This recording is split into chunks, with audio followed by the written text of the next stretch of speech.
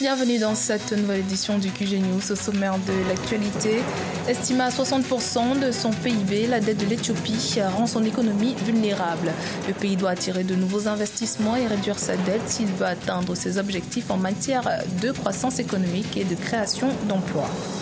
Le Gabon est également préoccupé par la même problématique, celle de réduire sa dette. De 2016 à fin 2018, l'endettement du pays est passé de 64 à 60% de son PIB, une trajectoire que les autorités du pays entendent bien accélérer. Et puis après le Malawi et le Ghana, en avril dernier, le Kenya a lancé vendredi 13 septembre un test à grande échelle d'un vaccin expérimental antipaludique, le plus avancé contre cette maladie qui tue chaque année plusieurs centaines de milliers de personnes dans le monde. Mais tout d'abord, selon les prévisions des instituts de sondage tunisiens, Kaïs Sayed, professeur de droit de 61 ans et expert en matière constitutionnelle, sera en tête du classement pour le premier tour du scrutin présidentiel opposant 26 candidats qui s'est tenu ce dimanche 15 septembre. Ce avec 19,5% des voix attendues. Il serait suivi par le magnat des médias emprisonné Nabil Karoui avec 14,9% et le candidat du parti des Nada, Abdel Fattah Mourou, avec 13,1%. Les résultats préliminaires seront annoncés ce mardi 17 septembre. En 2018, la dette éthiopienne va atteindre près de 60%, exposant l'économie du pays à un risque de surendettement. L'Éthiopie doit ainsi rembourser 4 milliards de dollars de dette chaque année pour atteindre ses objectifs de développement. Un remboursement qui s'annonce difficile à cause d'une production limitée. Le pays a dû rééchelonner 60% de ses remboursements de prêts sur 30 ans au lieu de 10 ans auparavant. Marcel Farba-Maroun. Pour atteindre ses objectifs de développement, l'Éthiopie doit rembourser une dette de 4 milliards de dollars par an, d'après le secrétariat exécutif de la Commission économique des Nations Unies pour l'Afrique. En 2018, la dette du pays avait atteint près de 60%, exposant l'économie éthiopienne à un risque de surendettement.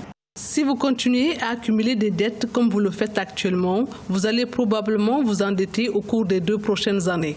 Beaucoup de réformes structurelles que vous avez mises en place n'attireront pas le secteur privé parce que vous ne serez pas un pays solvable.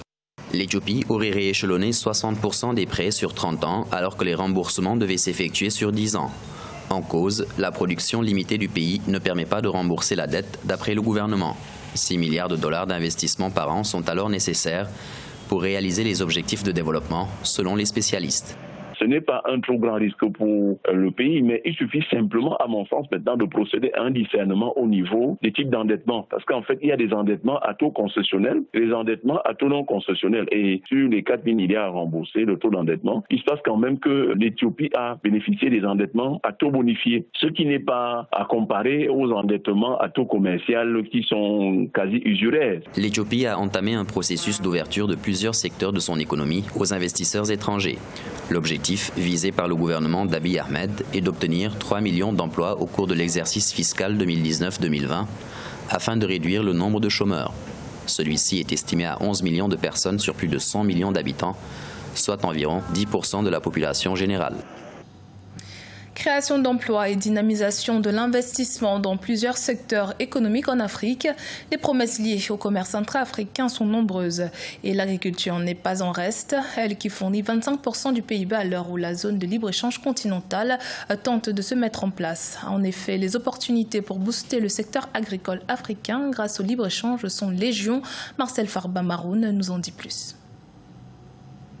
Avec une valeur des échanges agricoles intra-africains estimée à 24,4 milliards de dollars en 2017, soit 19% du commerce de marchandises en Afrique, qui était de 128 millions de dollars, le potentiel de développement de l'agriculture sur le continent est énorme. Ce potentiel reste tout de même encore inexploité quand on sait que les produits tels que le coton, le thé, le café ou encore la noix de cajou sont toujours exportés sous forme brute ou semi-transformée.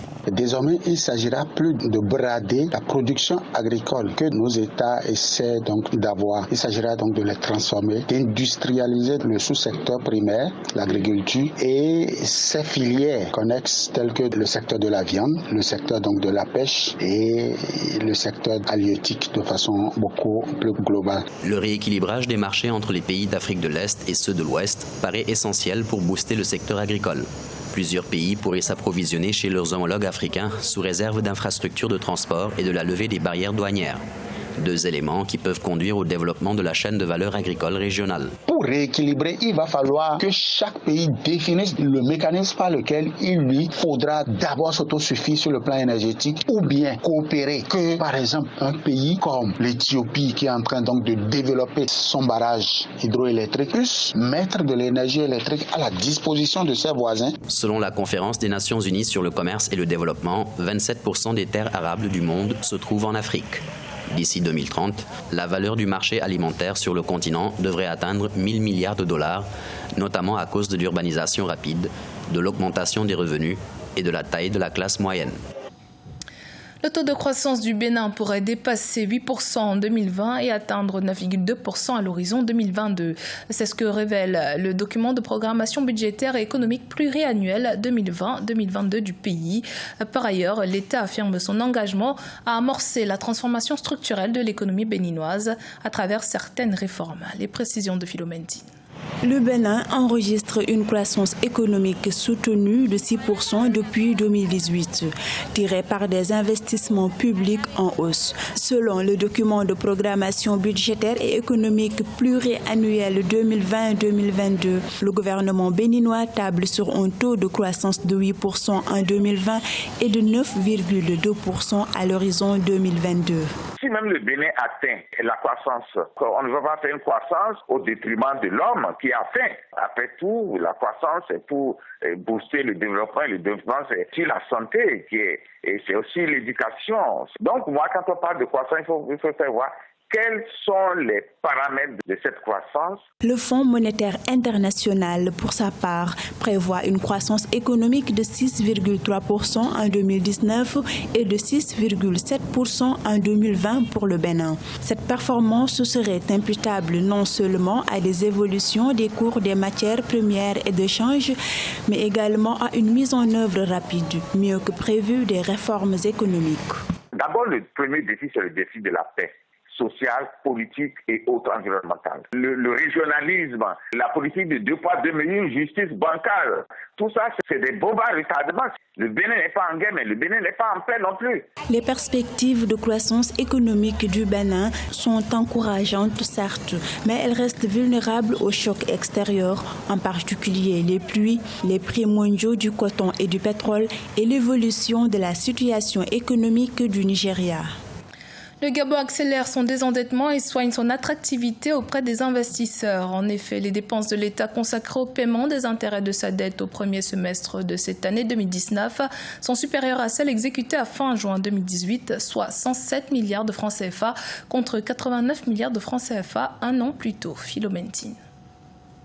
D'après le rapport d'exécution budgétaire du deuxième trimestre 2019 du ministère de l'économie du Gabon, les règlements intervenus sur le poste des charges de la dette du pays s'élèvent globalement à 107 milliards de francs CFA. En outre, le Gabon envisage supprimer progressivement ses déficits budgétaires et réduire sensiblement ses dettes extérieures et intérieures.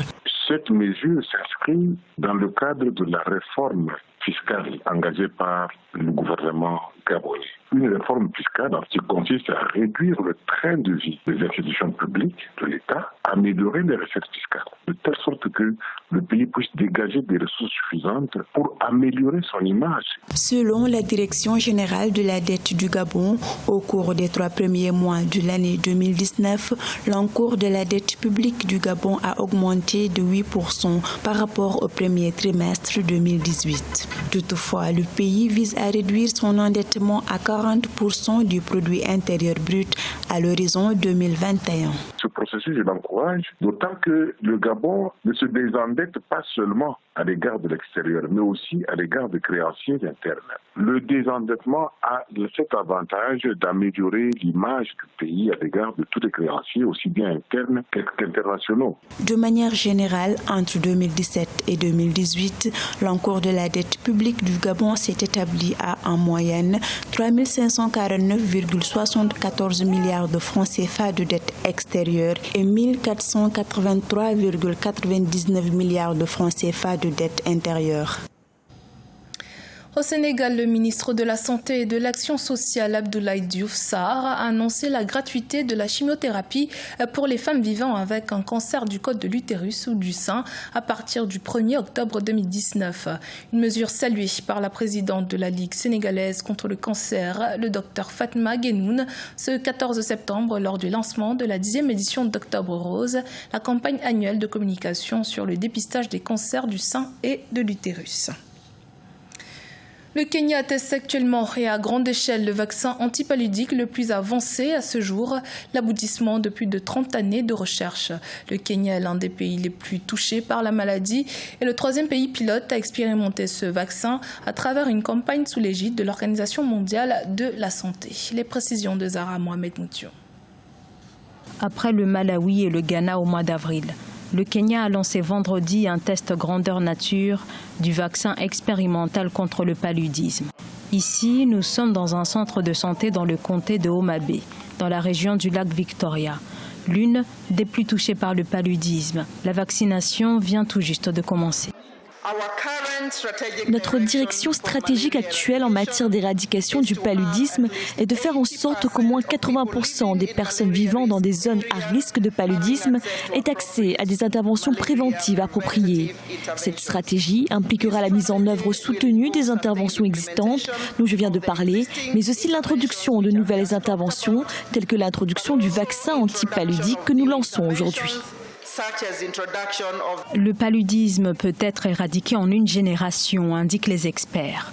En 2017, la maladie a touché près de 220 millions de personnes, près de 435 000 n'y ont pas survécu. Mais Joséphine Tieno, dont l'enfant vient d'être vacciné, est convaincue que le vaccin va fonctionner. Maintenant, je ne vais pas utiliser d'argent à l'hôpital. Je suis rassurée. Maintenant, mon enfant ne va plus être malade du paludisme. Alors, je suis très heureuse. Baptisé Mosquirix, le vaccin a été développé par le géant pharmaceutique britannique GlaxoSmithKline et l'ONG PATH. Lors des essais préliminaires menés de 2009 à 2015, il a permis de réduire de 39% le nombre d'épisodes paludiques chez les enfants de 17 mois à 5 ans. La campagne de vaccination devrait se poursuivre dans 7 autres comtés à l'ouest du Kenya.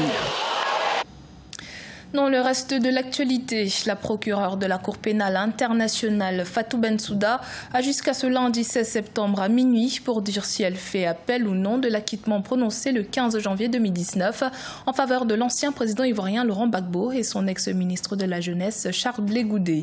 L'ex-président ivoirien, qui est toujours à Bruxelles, placé sous contrôle judiciaire, n'a jusqu'à présent pas eu l'autorisation de la CPI de quitter la capitale belge.